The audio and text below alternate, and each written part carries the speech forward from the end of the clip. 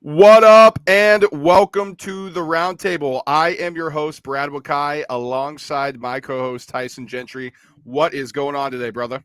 Not a lot, man. I'm excited. We got some golf coming up, man, and you're riding such a hot streak. I feel like I gotta at least get on it with you. And you were on the course today, like by yourself.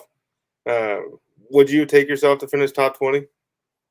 At this course, the way I'm hitting my driver, I feel like I'm rolling it up to the green, and that's what I need to because I cannot hit an iron to wedge to save my life.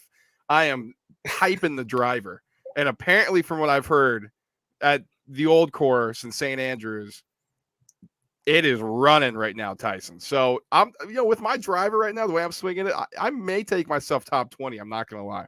Jeez Louise. I take out everything I own. I'd liquidate every asset, and I put it on you to take top 20 as well, brother. I got faith. Let's go. How about that? What's that at? What do you think? Plus 660? Well, at least. I mean, whatever John Daly is, and then go up like times that by about 5,000. That'd I be think closer. you're right. I think you're right on that. But yeah, Tyson, I did get off the course today. Was not by myself. I'm not that big of an old man yet, where I'm just going out and playing by myself. Had a couple of my buddies with me. There you go. Hit the ball well. I texted you after the round. You asked me how I did. I said, driver, awesome.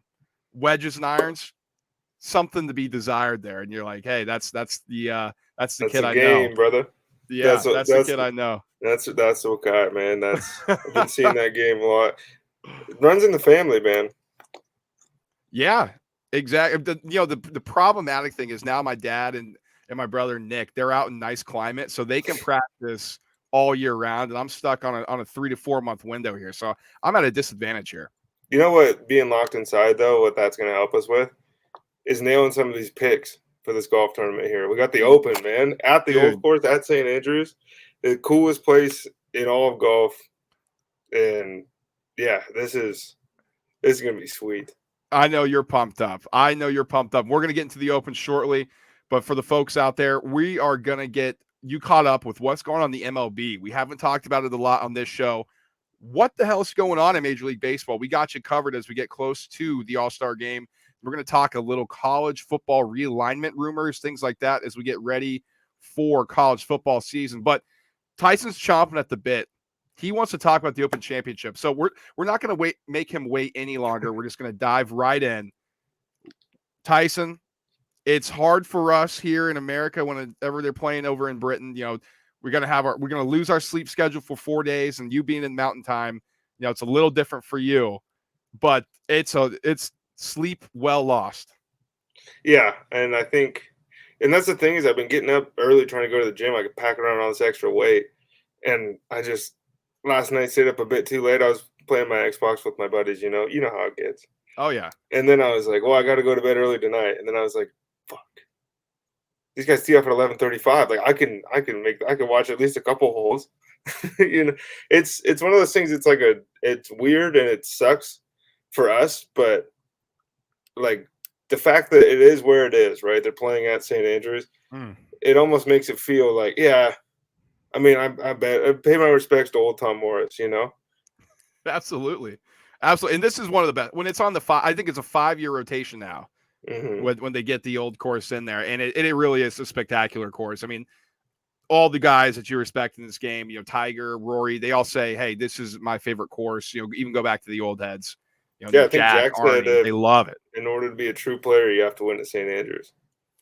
And so for those of you out there who aren't too familiar, like what's the allure of the Open Championship? What is it? So the difference between playing in the States and the Masters, the US Open, what's the difference is it's a link style course. So not as many trees, a lot of rolling hills, a lot more fairway bunkers or bunkers that you can get yourself in trouble with, and bunkers that look like a deli sandwich. Honestly, it's just layered so high.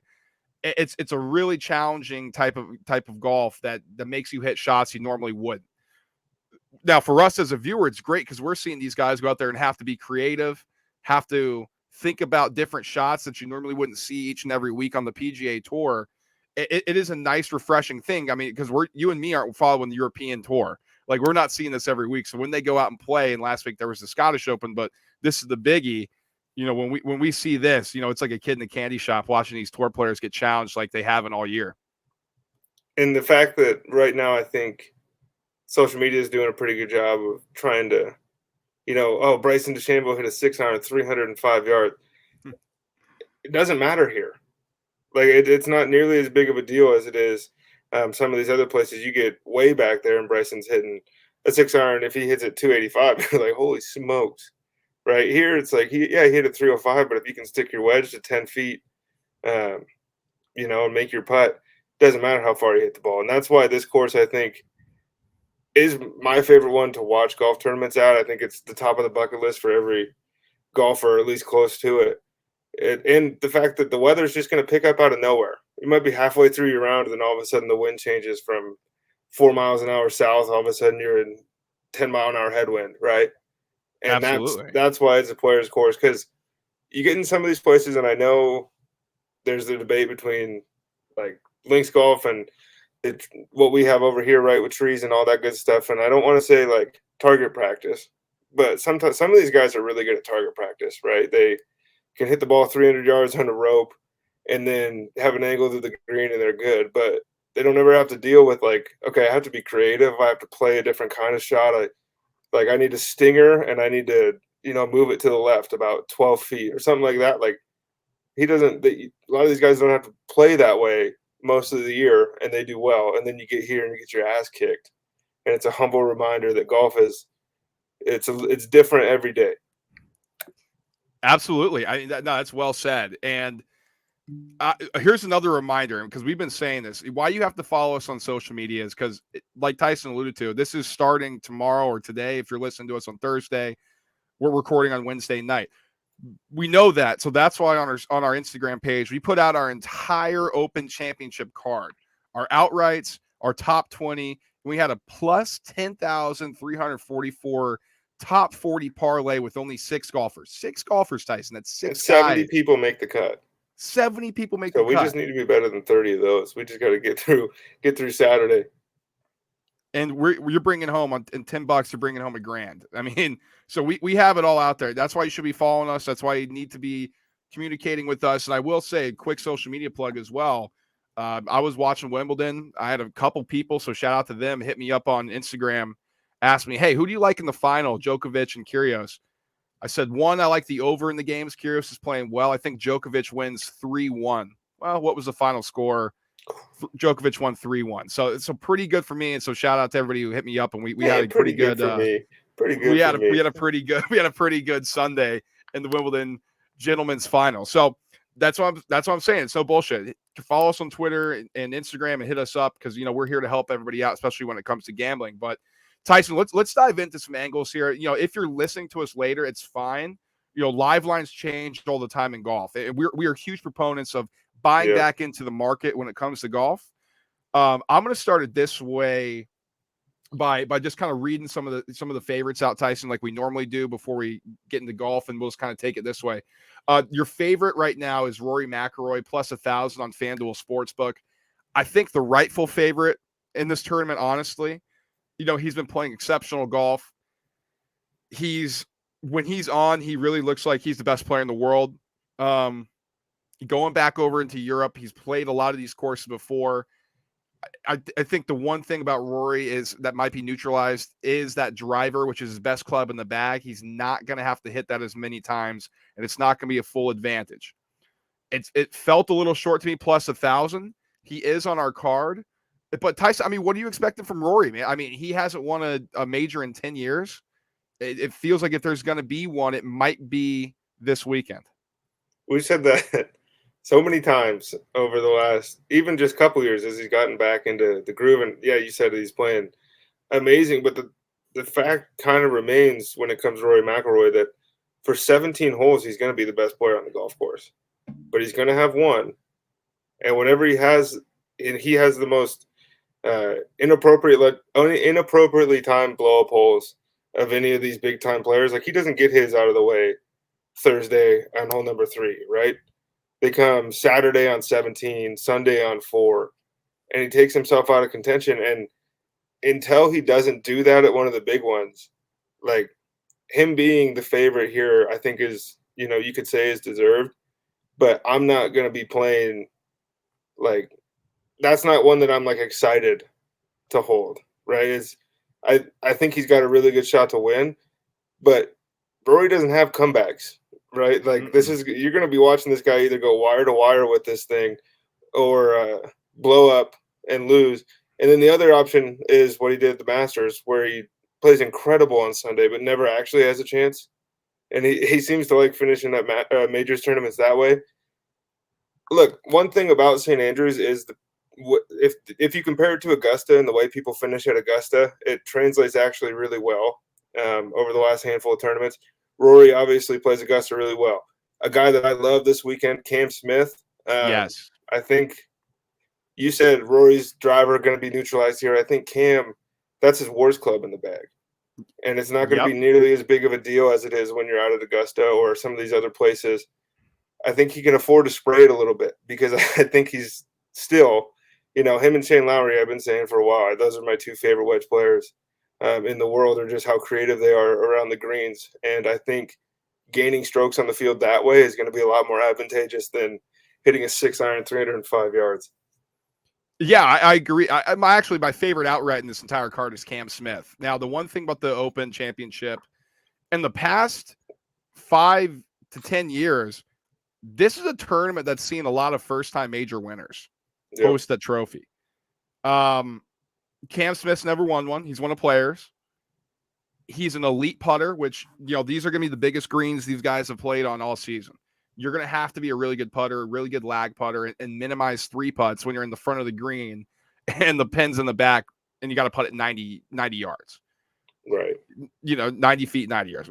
Whatever. I'm exaggerating. Some of these, it kind of looks like you got 270 feet to the hole. Right. I mean and that's one of these things. Crazy. If you haven't seen this course, like if you didn't grow up playing it on Tiger Woods or whatever, and you pictured a golf course in your mind, like this is what comes up. And I think for a lot of the players, that's what comes up. And that's why normally I think the U.S. Open is like the one everybody really wants to win. But this year, it certainly feels like I can't go U.S. Open to the Open, right? Because it sounds weird, so I'm going to call it the British Open. I think that's huge. And I think one thing that's important to note about Rory is this Live Tour stuff feels like beyond golf for him. Like this feels like I have to stand up for the PGA Tour. And he's been kicking the shit out of people since the Live Tour announcement. But this would probably be the biggest win he's ever had, especially being the face of the PGA right now, the Players Association at least. It's just there's some giants out there, man, that are just lurking. And you said it's a veterans course, and it's a pretty veteran-laden field. Yeah, and of course I'm saying my favorite bet, Cam Smith, who's never done it, which is hilarious. I will say, we got him in again. Got to follow us on social media. We got Cameron Smith. We gave the bet out at plus 2,200. He's already down to plus 1,900, and we're about to tee it off soon. That's CLV already. I love Cam Smith this weekend. Like I said, he's my favorite outright. I actually think he has a legit chance to win this. Not something where, when you pick outrights in golf, you kind of got to spray a little bit and hope. I legitimately think that's a bullseye that you and I both are like, this is our guy this weekend. Let's go into that. Go ahead. I'm sorry. I got my guy, Shane Lowry. I think Shane Lowry. I was going to say that's your bet. My guy, but I'm definitely going to be holding the Cam ticket because I can't miss out. I bet him on every other one for an outright winner. The dude can play. Yeah, he can. Now Shane Lowry, vet. He's won here before. Not at St. Andrews. He's won an Open before. Plus 2,000. I think he's getting a lot of love in the market because he's an Irishman, because he's done well historically on these type of courses. A lot of things you'll hear this weekend if you're watching, got to keep the ball flight low. You got to let it roll. You got to have a good pitch game because it's link style and just how it works, especially when it's windy. You got to keep the ball low. He can control his ball flight really well, and that's why he's had success out here. This is a guy you circled, Tyson. Just go through for the audience why you really like him this weekend. It's just, first of all, he hasn't been playing great this season, but he's improved outing after outing, right? He hasn't played much this season either, so we haven't seen a lot of Shane Lowry. And when he shows up, it's kind of been up and down. But again, he's showing up because he wants to win. I think that's an important thing to note here with a lot of these guys, right? Especially we're talking Tiger Woods. Like, he wouldn't be here if he didn't want to show up and win. But for Shane Lowry, the things that are most important at St. Andrews are going to be gaining strokes from when you're in the shit and gaining strokes around the green and being able to stuff something from 85 yards, into a gimme putt. And I think he does that better than anybody. And another thing that I think is going to really help him out here this weekend is when, the greens are deceiving. Sometimes there's 2 flags on these things, right? So if he ends up long and, you're in a foot of rough back behind the green, there's not a lot of guys that you can look at and be like, 7 out of 10 times he's getting that that's a gimme, right? He's going to put that within 4 feet. Shane Lowry can do that, and Shane Lowry will do that, and that's the biggest difference between him and somebody like Victor Hovland, who I'm not touching this week. Just wedge play around the green is going to be so huge. This is not going to be one that I think the casual fan is going to be like super jacked up about, but this is going to be a tournament that's won and lost by just how well you can kind of stay composed, because some of these guys, if Shane Lowry's hitting from 140 and you put a wedge in some of these other guys' hands from 100 yards, then it doesn't matter how far you hit the ball, because I'm closer than you. And I think we're going to see that over and over again this week. Interesting one here for me, going through the odds board here. Xander Schauffele going off at 14-1. He's the second favorite on the board. But he's gotten really hot, man. He's won 2 tournaments in the Pro-Am. He's been playing great, exceptional golf. This is when we talked about Xander Schauffele. Won the Scottish Open last week, which is a huge tell into this week. But we talk about Xander Schauffele and his potential. What he's put on the past few weeks is like, oh yeah, that's Xander, that's X, man. Like he's that good. He's just got to piece it together. This is way too short of a price on Xander for me. I didn't touch him this week. I know you didn't either. It just feels like everybody's riding him now because he's performed, and it's just going to be one of those classic Xander weeks. He just doesn't have one piece of his game, which ultimately doesn't get him over the finish line. Now, I'm not saying if you like him, don't take him top 20 or whatever. We didn't touch him this week. That was our philosophy. Hey, we'll just stay away from Xander. We think there's other value on the board. That one was shocking to me just to see him going off that low. But another one I want to get your opinion on, Tyson, or a couple other. After Xander, Jordan Spieth at 15-1 and Scotty Scheffler, Masters champ, at 16-1. Jordan's obviously had success here and at the Masters, and Scotty won the Masters this year. Good comparable courses, both of them at 15 and 16. Doesn't seem like hot names this week from the casual golf bettors, which is kind of surprising, even though they're sitting at the favorite numbers. Yeah, I think so as well. But as far as Jordan Spieth goes, one thing that's important to keep in mind here when it comes to especially the Open is 8 of the last 10 champions have played the week before. So it's like an 80% chance, right? Or you run the risk if you don't play the week before, you're not coming in, after kind of getting a test run at the Scottish Open. Jordan did that. And Jordan's been playing really good golf, right? And there wasn't any like a stroke out of a playoff at St. Andrews 2015, something like that. Was that when Zach Johnson won too? I think so. Yeah. Louis Oosthuizen was like third or something. But Scotty Scheffler, same thing I was saying earlier. Augusta translates really well here, and it's funny because like the greens it's a lot slower and the fairways are wider. But for some reason, if you can play well there, you can play well here, and maybe that's because it's the best of the best kind of strapping it up and getting ready to roll and like, okay, I'm gonna go win a fucking golf tournament. And I think there's probably a little bit of that between these two places. But Scotty Scheffler has shown there's no element that he can't play in and nothing that he can't do when he's rolling. The problem is I don't know if he's going to get a chance to kind of get one of those classic 3 under through 5 hole starts that he gets to some of these rounds. It's going to be really tough out here. And I think that if it's running like a racetrack right now, there's a good chance the golf gods are going to let it dump rain on us.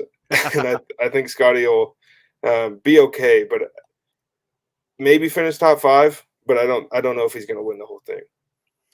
And just to run out the rest of the top tier, I gave the strategy. We'll kind of walk you through it again. But John Rahm 18-1. He hasn't had a lot of success over here. Some people say his ball flight's too high. I tend to agree with that when we're out here. Justin Thomas at 19-1. He's another guy. I think his ball flight's a little too high out in the Open. Yeah. We'll see.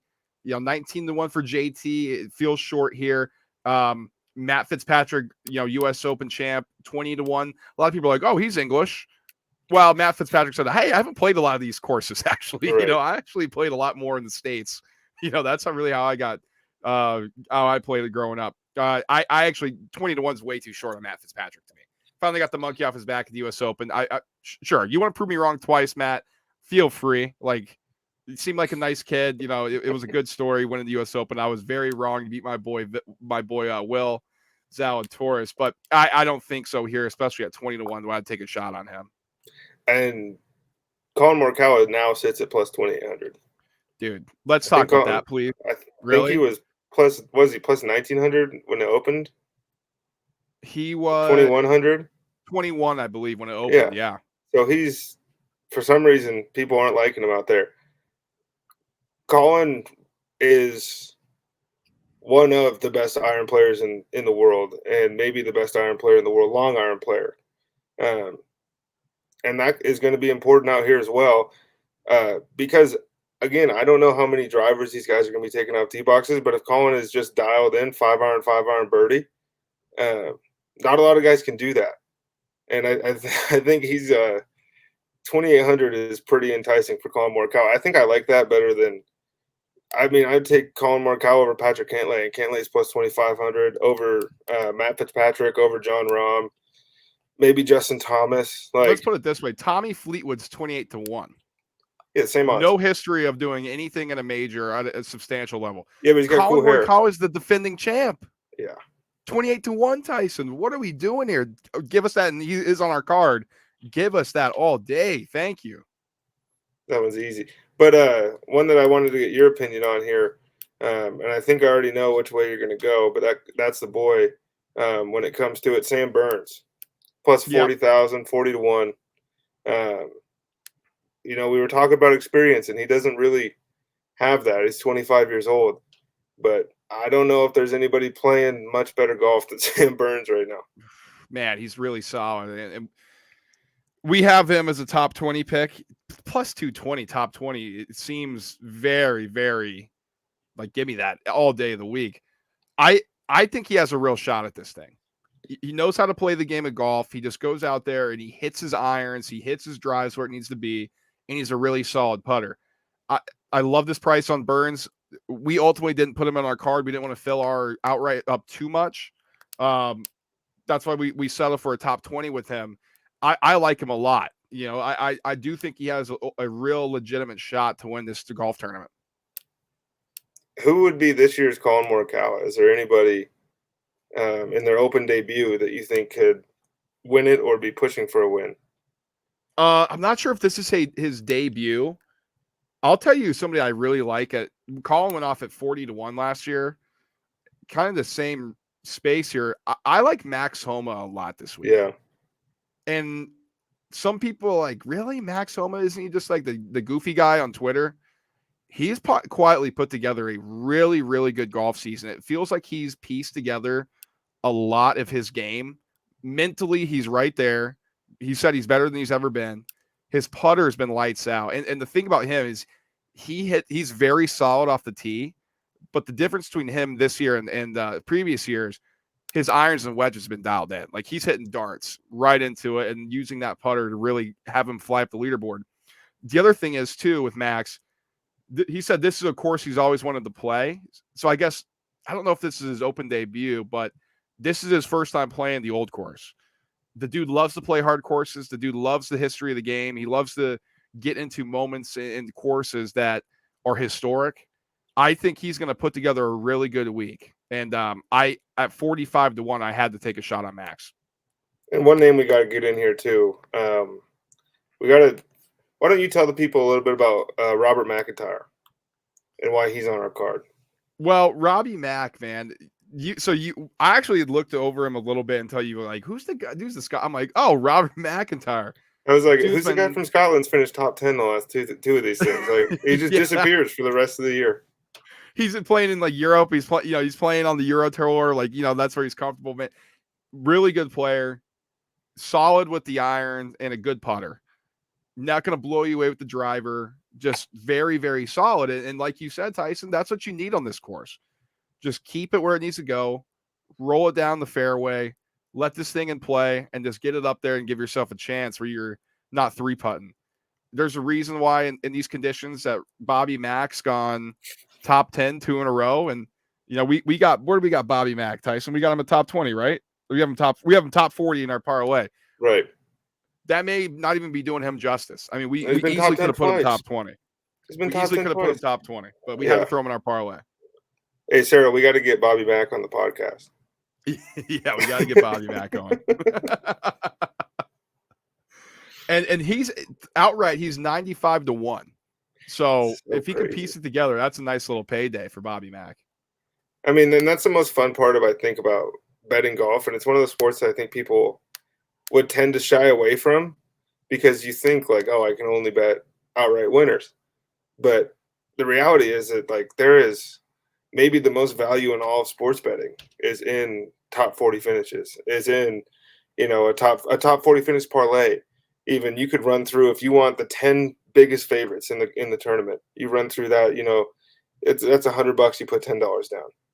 And that's about as low risk of a bet that you can make. And obviously, it might not hit, but that's the point of this whole thing, right? If you knew it was going to hit, then it wouldn't be called gambling. We'd be rich. Yeah.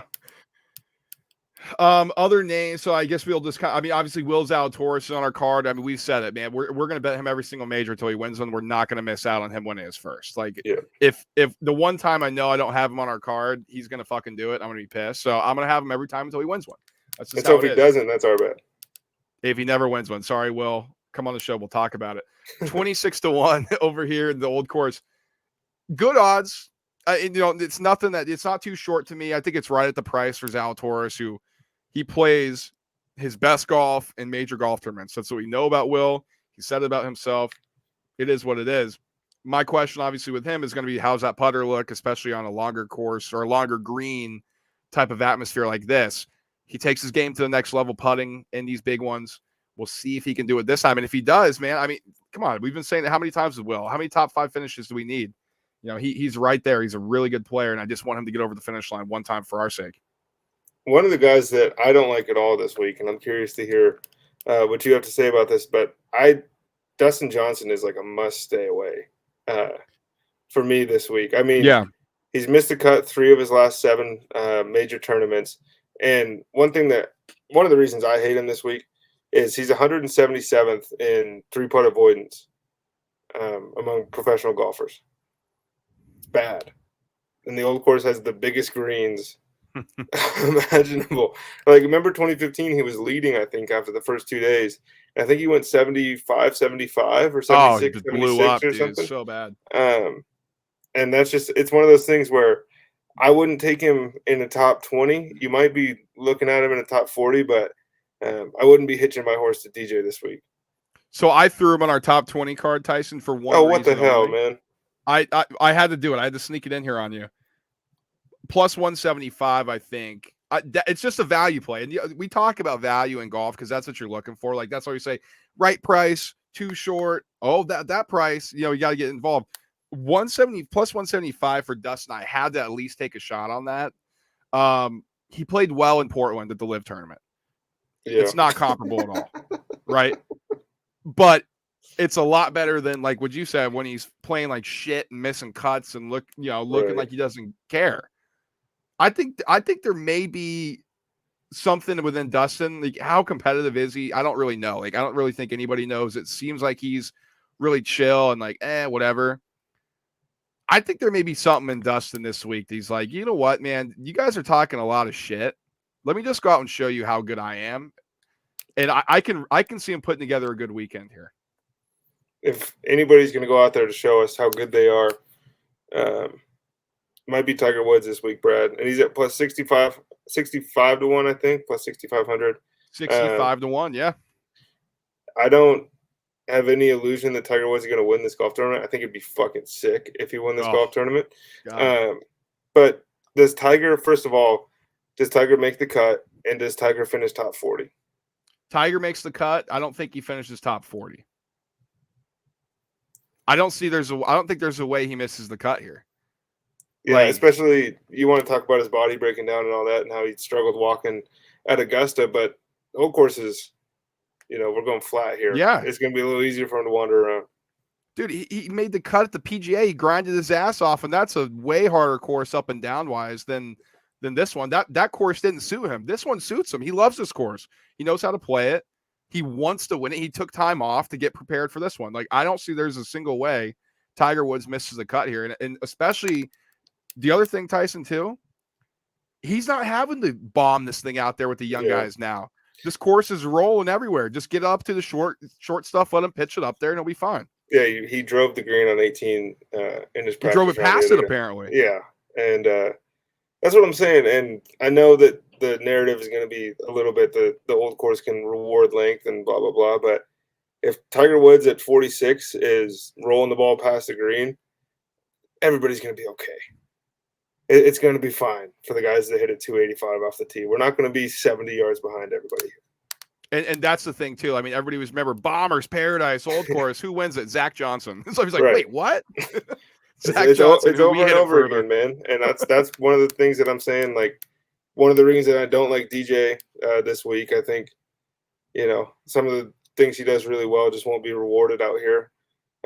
But the odds are kind of reflecting that people are figuring out that it might not be for the Bombers, except for Rory still sitting number one.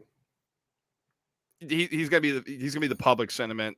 Let me get your opinion direction you want to close this thing out. But two of the biggest names on Live Tour besides DJ, Brooks Koepka at 48-1, Bryson at 65-1. Now I have a thought on where you're gonna go on the Bryson thing because he's a bomber, but Brooks 48-1. It feels like he has not a care in the world anymore. It feels like he may be able to piece this thing together, but I don't know. I mean, what's your thoughts on where their games are at and what you expect from them this week? I expect nothing. Like, I don't know if either one of these two guys, like, are going to care enough to, like, really grind this thing out and try to be there at the end. And they might say they're going to, but they're also going home to a $150 million live check and all this stuff. Like, it's not so bad for these guys. They don't win this golf tournament. I don't think either one of them finished in the top 20, and I wouldn't be hesitant to say neither one of them finished top 40. Like, I don't like these guys at all this weekend. And now that I said that, Brooks is going to go classic pin seeker mode and just start throwing crazy stuff in there. The big game hunter. Honestly, like, they're banged up, right? I mean, I put that in air quotes. They're injured. As far as golf goes, they've been kind of banged up and haven't been playing great. They don't play great at majors anymore. Bryson sucks in majors. Like, he won his one, and then it was like him and Pat Reed, man, they hang out on Saturday and Sunday. They can play cards. It's perfect. I don't have any expectations from these guys. Closing thoughts you want to give for Open Championship? Any other picks that we've given out on Instagram that you want to give out here, or just watch out for Justin Rose? I like Justin Rose a lot. He was a guy you put Rosie. You're like, hey, what do you think of Rose? I'm like, I actually kind of like him this week, and you got me into more of liking him to loving him this week. Yeah, we got him. What we got him in a top 20, right? We have him top 20 at plus 280. Yeah, I like Rosie. I think he's going to play well out here, and takes a special monster to deal with some of these pot bunkers, and he just does some things every single major tournament, 4 times a year, every year for the next 40 years. He's going to be top 15, and you're going to look up at the leaderboard and go, what the hell? Like, how'd Justin Rose get up there? It happens every time, I feel like. It's awesome. It's awesome, dude. It's so great. All right, well, that's going to do it for Open Championship coverage. Again, check out our Instagram. That's where he posted all our entire card, man. We got the outrights, the top 20, and the top 40 parlay. You're going to miss out on that. But the outright stuff, this is going to be live change and live odds. Hell, if there's something going on, we might even post something out on the social media as well. So make sure you're following us there so you don't miss any of our stuff. Now, we're going to transition into a sport we have not talked about all season. We're going from small ball to hardball, Tyson. We got to talk a little Major League Baseball and do a little catch up here. Now, we're getting close to All-Star break. 5 days, I believe, actually, is going to be the Home Run Derby. Let me make sure on that. I think it's on Monday, the 18th. 18th. When is the 18th? I think that's Monday. 18th is Monday. Yeah, so Home Run Derby's on Monday. All-Star game is Tuesday the 19th. So we're coming up. So we'll talk about the home run derby, but we just want to catch you up on kind of like what's going on around the league right now. And if you're a sports fan and you haven't heard, or you're not following too much about baseball, we won't go too in depth here, just kind of get you caught up with what's going on. Now, stop me if you heard this before. Yankees are the best team in baseball, 61-26. Now, they've slowed down a little bit. They've hit a rut, but they've been really good. Bats are hot. They're leading their division in the American League East by 13.5 games. They look like a juggernaut. Good pitching, good bullpen, and good hitters. They're piecing everything together. Yankees are the best team in baseball. Look to win the American League East. Tyson, does that make your blood boil being a Mets fan? No, I don't care about those guys at all. That doesn't matter to me. 61 and what, man? We got 100 more of these things. They got to play all the way into October. And I mean, I know the Yankees have been playing really good. I think the pitching is getting a lot of love right now. And some of the bullpen woes aren't going to go away unless they go get arms, right? I mean, the bullpen's been fine. But, like, in order to win 110 games and then go on and win the World Series, ask the Dodgers what it takes, right? Ask all these guys, because over and over again, the bullpen's good enough to beat the Blue Jays, and the bullpen might be good enough to get past the Red Sox. It's going to be tough. You know, they're playing in the World Series against the New York Mets. It's a Subway Series, and we got the hottest bats in baseball mashing this shit. You got to come prepared over there. Hey, we'll talk about your Mets, but real quick, you mentioned the Blue Jays. They fired their coach, or their manager, I guess they call it in baseball. Charlie Montoyo has been fired, relieved of his duties. Some people were kind of surprised by this timing, I guess. But let's just, call a spade a spade. The Blue Jays have been underperforming by a mile. Like, this has not been a good season compared to expectations. They're only 2.5 games above the Baltimore Orioles, who have actually had quietly a good season at 44-44. Blue Jays are 47-22. Shout out to the O's. Come on. Dude, shout out to the O's. Yeah. You're right. Blue Jays have been disappointing. They're 3-7 in their last 10. I think it was time to make a move. I mean, going into the season, I didn't think this guy was going to actually take him to that next level. This roster's really good.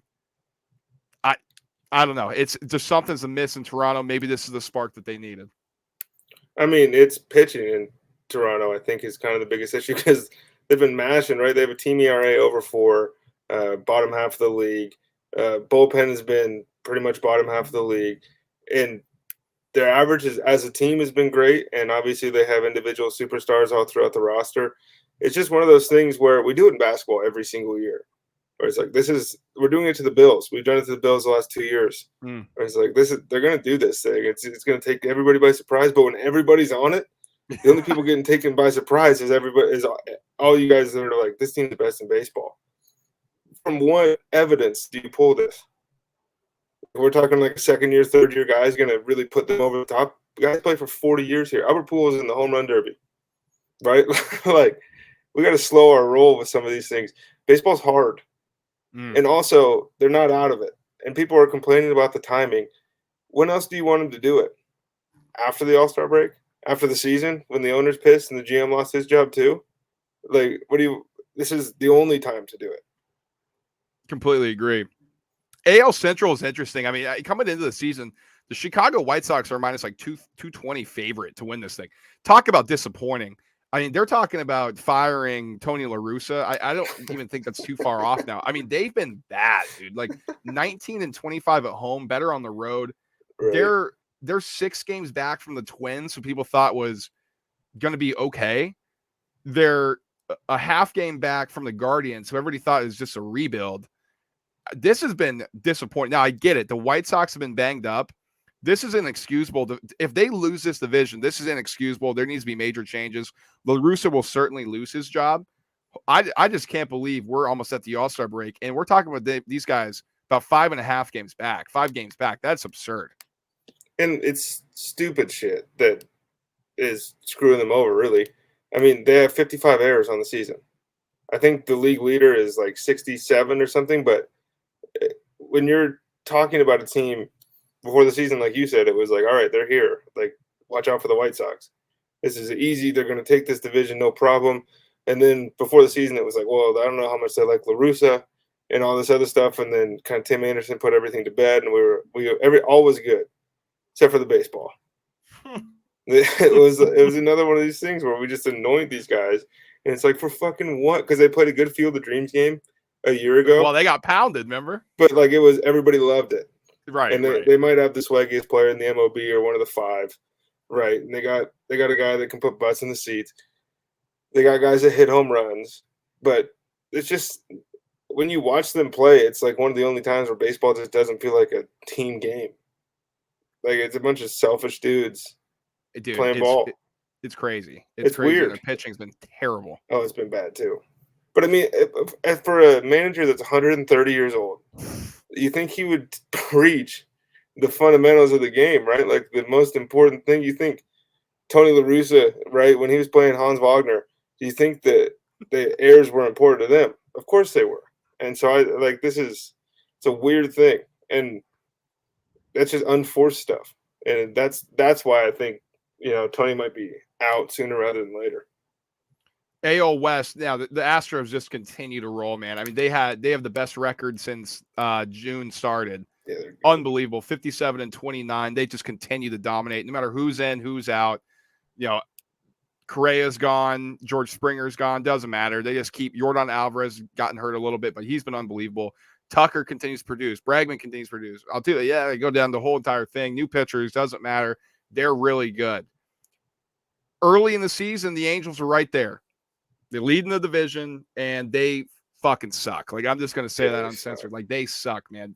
38-50. They're 1-9 their last 10. They've lost 5 games. Firing Joe Madden didn't do anything. They have the best pit. They have the best fucking player in the world, Shohei Ohtani. Mike Trout is probably the second best top 5 player in the world. I wouldn't they even can't say do probably. a damn thing. Like, it's insane what's going on. They're 20 games back. Yeah, it's so 20. bad. Nothing's better than when you get a notification on your phone that says like Shohei Ohtani laser double followed by Mike Trout 2-run home run, and then it's 11-2. Exactly. It's so bad. It's. I mean, they're going to be in a weird spot because if Shohei doesn't want to re-sign, like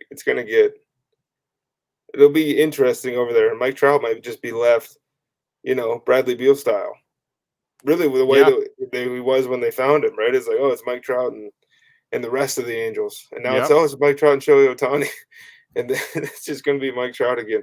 This poor guy, man, he's going to go down as like one of the maybe 5 best baseball players of all time at the rate that he's going, and he might not have a damn thing to show for it. Hasn't played in the playoffs yet. It's actually a disgrace. Shout out Mariners, though, man. 10 wins in a row, baby. Come on. Clap it up. 47-42. Second place in the division. 10 wins in a row. Come on, boys. Let's keep it rolling. I love this young team. They're fun, man. And they have, Julio Rodriguez, who I was saying before the season, you better go out and you better place your AL Rookie of the Year ticket on him. You gave it out on the show, too. Set records, right? I mean, this guy, he's doing things that no rookie's ever done in the history of this game, and it's the oldest game around. So this guy, a lot of people are going to get introduced to him at the Home Run Derby, and I'm excited for it. Absolutely. Now let's talk NL East, man. Let's get to the National League. Let's get to your Eastern Division with your New York Mets. I gotta say this, Tyson.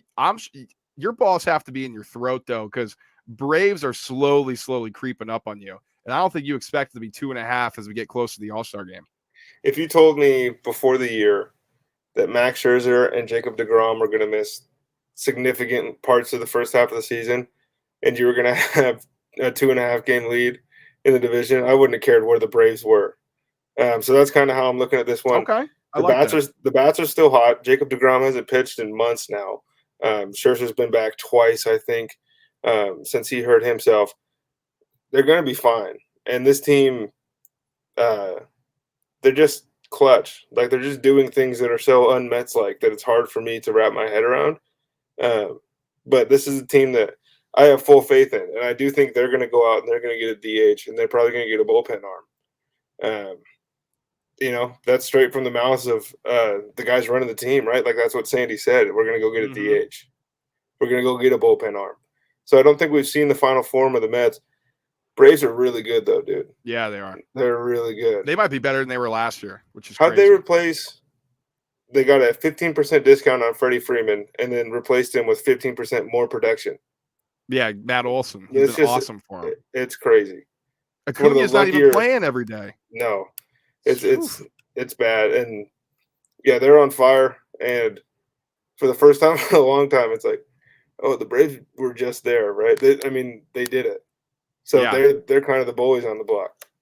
The Phillies, man. You know, they got hot for a bit. They're 3 games above finally. Then they start to lose 4 in a row. They're killing me, man. But shout out my boy Sandy Alcantara, man, with the Marlins. That dude's a walking highlight. I mean, if you haven't seen him pitch, he's must-see TV. He throws 100-mile-an-hour four-seam and 100-mile-an-hour sinker, which goes the opposite direction.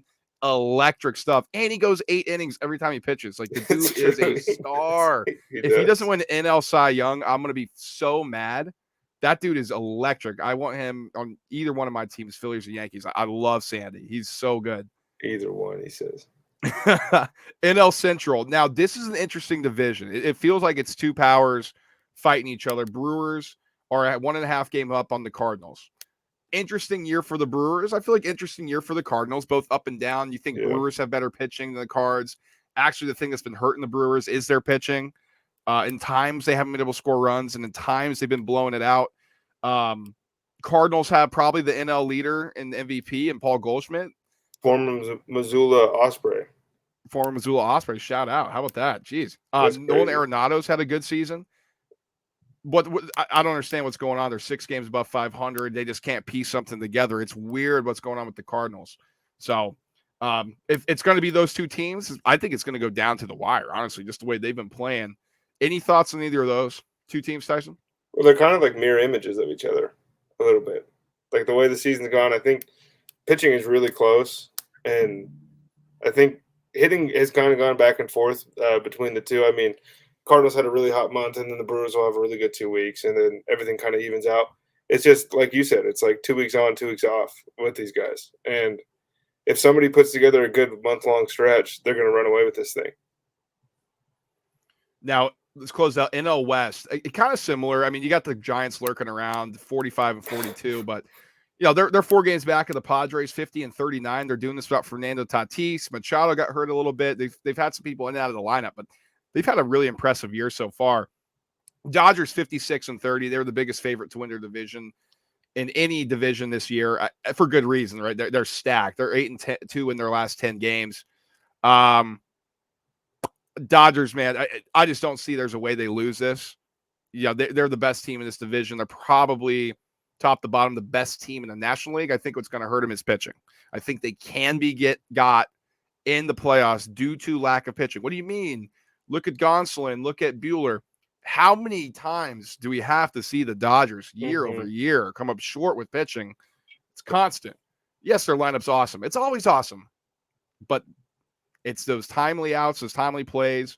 In the past few years, you know, the Nats have gotten them, the Braves have gotten them, and they only won that Mickey Mouse World Series, I guess, because that was – do we call that a Mickey Mouse because it wasn't in Disney? I don't know. It wasn't in Disney. I don't know what to call that. No, but you said it, man. I mean, like, you can put your bets in on somebody else to win that division, but the Dodgers are just juiced. And, like, they're not playing well. They're playing fine. But, like, they have another gear. And eventually they're going to find it because that's what they do. All right, let's get to the home run derby, Tyson.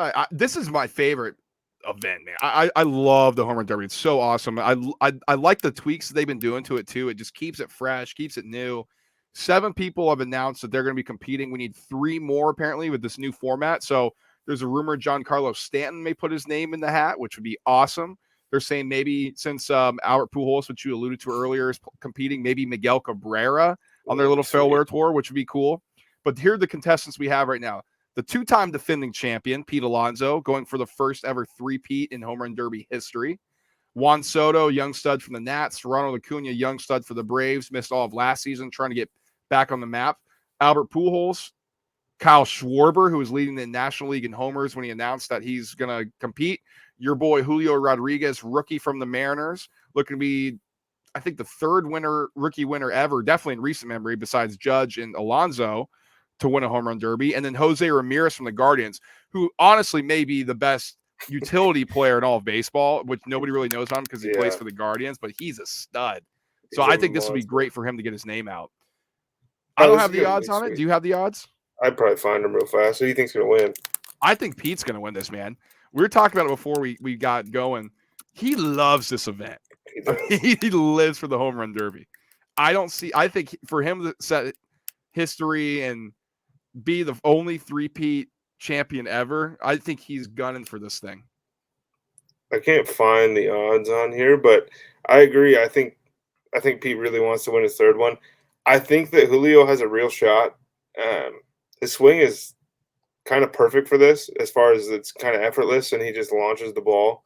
Whereas some of these other guys, and it's always funny, right? Because you don't want to do the home run derby because you change your swing and you're going to hit poorly in the second half of the season, which happened to Judge, and it happens occasionally. But first of all, if you're changing your entire swing to win the home run derby, maybe get fucked. Like, shut up. Like, that's not what's going on at all.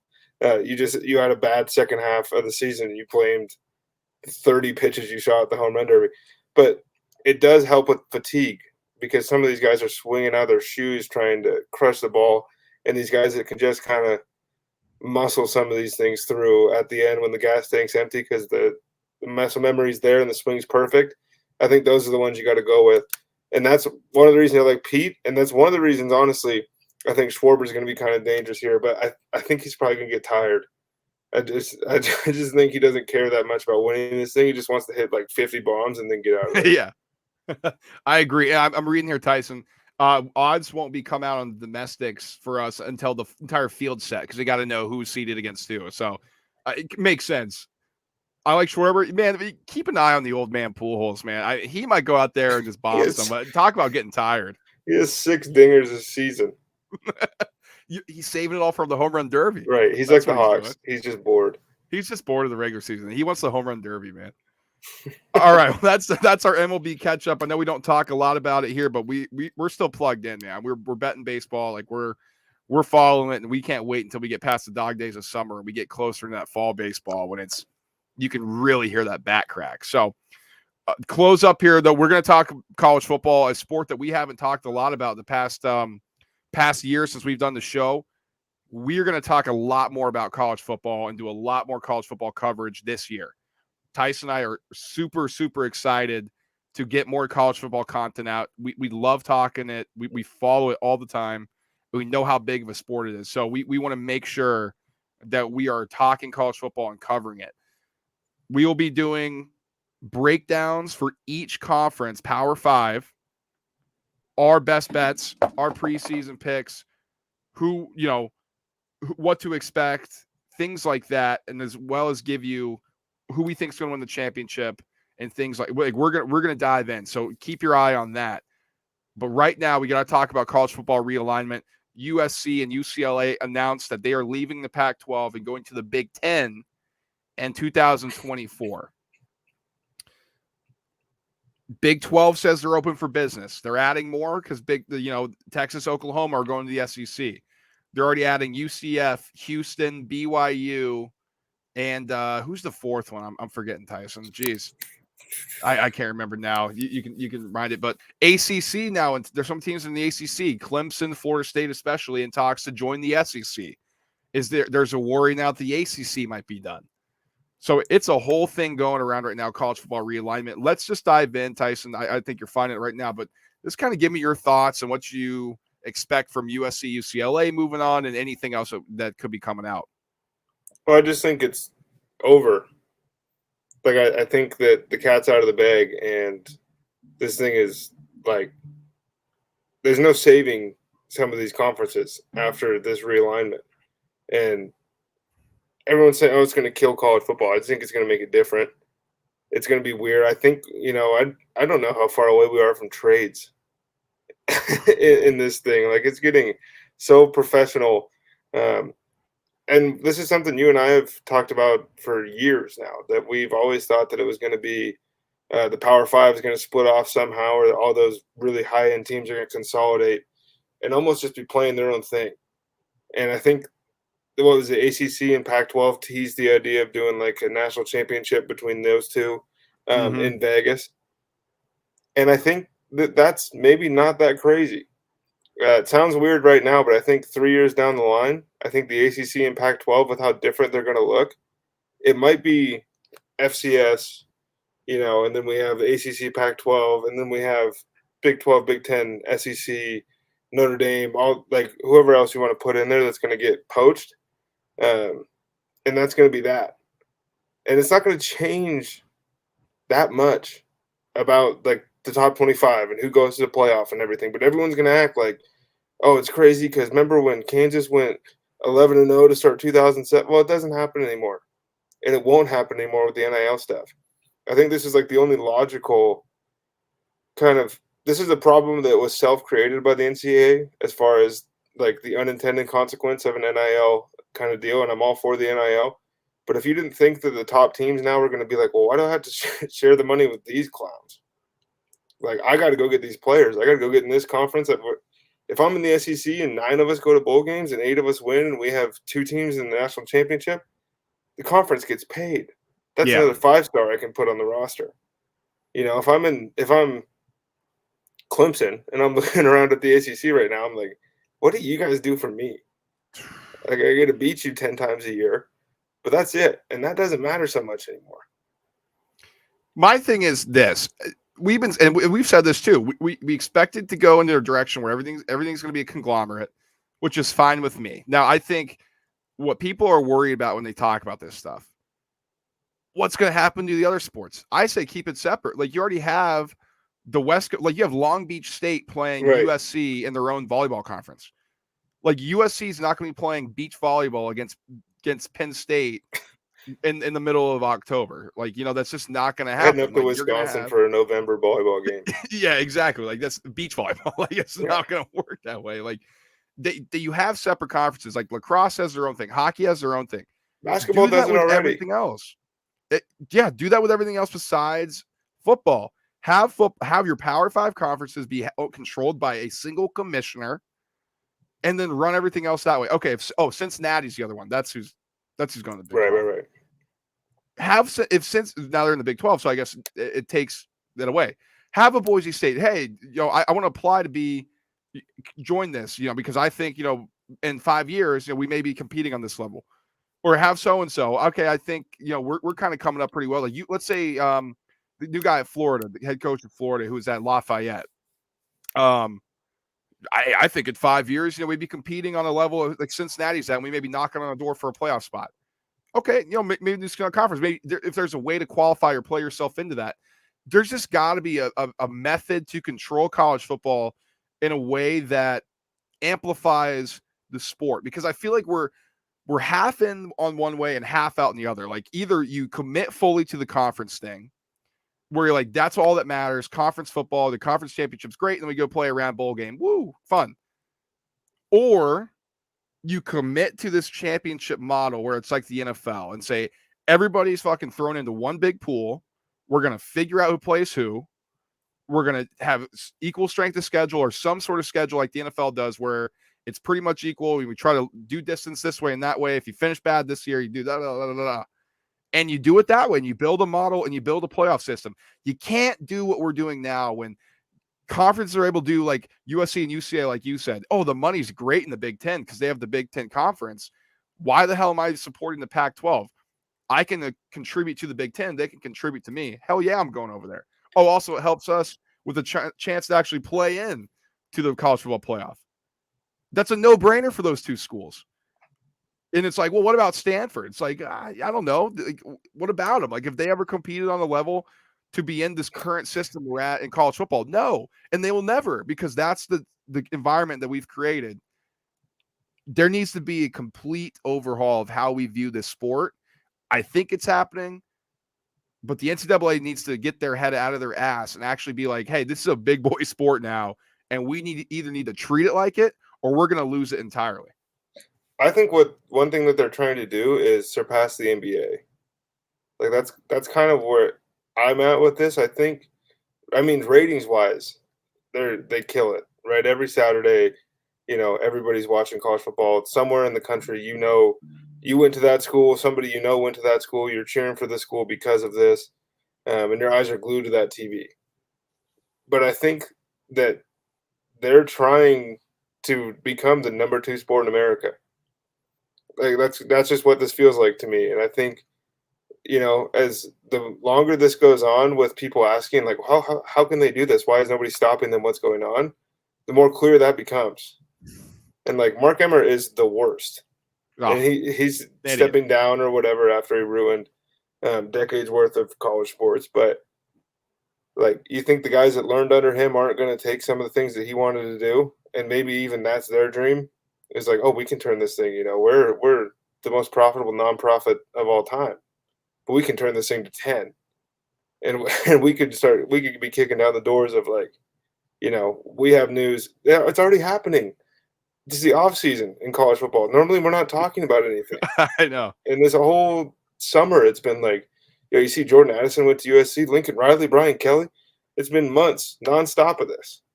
And I think that it's just we're heading to a point where college football is not going to be, a 4-month deal. It's going to be a 12-month thing. Which is fine. Like if that's the way, if you want to set that model up, but actually make it so you're committed to that, I think both you and I would say like, okay, that's great. But you can't pretend it's something it's not. Like if you can't just be like, we're going to go that direction, but like, oh no, we're still college football. Like you got to treat it like its own thing. Like don't be like, well, we got to be similar to field hockey. It's like, no, you're fucking college football. Like Right. you're USC versus Ohio State with a chance to play the winner of LSU and Alabama. Like those are big time names and big time schools and a big time sport. Treat it like it. Like quit fucking around. Like and actually have a direction for once. That's what pisses me off about this whole thing. You need to have a direction. It feels like they're just floating out there like, oh, well, Big 12's open for business, or is the Pac-12 going to hold on? It's like, just scrap it all and build it up again. Like, what's taking so long? It's been a decade, for Christ's So sake. you're mad about the people who have never told us the truth, not telling us the truth?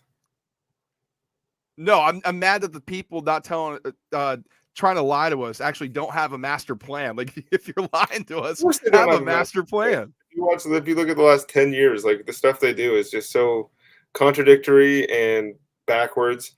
And then they just hide behind this shield of amateurism. And it's like, no, you guys make billions of dollars a year. Like get out in front of some of these things. Like, I mean, I'm not shocked at all that this is the way that it's being handled, because of course it is. This is the biggest shit show in sports. Always has been.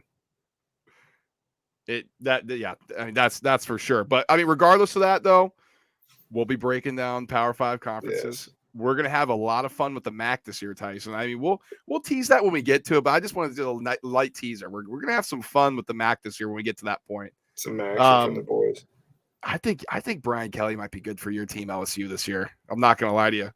He better hope, because it's like I said it when he got hired, that I think people were upset for some reason. He's the third winningest coach in all of college football right now.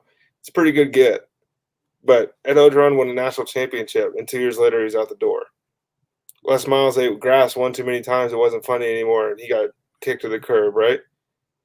Yeah. Nick Saban wanted to come back after he left Miami, and everybody was like, go on. Like, we don't – there's no room for any of that at LSU. And so he's losing recruiting battles left and right now. Who knows if Keishawn Butte is going to play this year? I think that's going to be huge. But, I mean, same thing as it always is. If LSU's got a quarterback, see ya. I don't think they have one this year. We'll see. We will see. All right, well, that's going to do it for this show. Tyson and I have some golf to watch because it's that time, because it's over in Britain or Scotland, I think it is. But we really appreciate you guys listening. British Open, whatever. I think the Scots get a little upset when we just say Britain, I guess. But we appreciate you guys listening as always. Seriously, I'm gonna beat this dead horse. Follow us on Instagram @_the_roundtable_pod_. TikTok is the same @_the_roundtable_pod_, and Twitter @TRT_pod. Seriously, contact us. We're giving out gambling advice. We love to do it. We want you to win. We want to build this community with us. I know some people are constantly hitting me up. I really appreciate that. I'm sure, Tyson, the same to you. But we love being in contact with y'all. We can't wait for the football season upcoming. Oh, man, and I was talking about this with somebody today. We're like 3 weeks away from training camp, which means we're only a month and some change away from preseason, and then by that point, the train's like it's left the station. It's all systems go, and we're gonna have like this is the best time of year to be a football fan because training camp stories are hilarious. Jamar Chase couldn't catch a year ago. I don't know if you remember that. Oh, I do. I was Yeah. like, who cares? Who cares? Traylon Burks has All right. asthma. That's gonna be big this year. Oh, yeah, that is. I forgot because they don't have oxygen on the sidelines. Oops. It's the NFL. All right. Well, we appreciate you guys listening. As always, that's going to do it for this episode. Good luck with all the betting this weekend. Hopefully, you tailed some of our U.S. Open or our British Open picks. Until next time, guys. Peace.